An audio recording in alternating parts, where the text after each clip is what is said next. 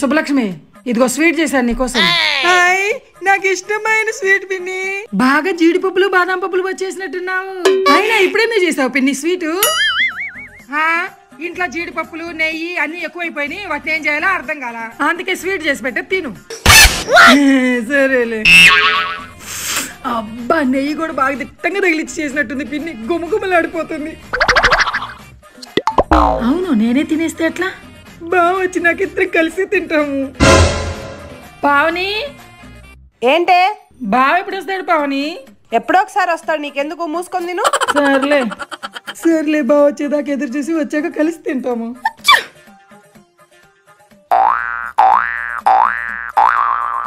ఇదేమో చల్లగా అయిపోతుంది, నోరు ఊరిపోతుంది.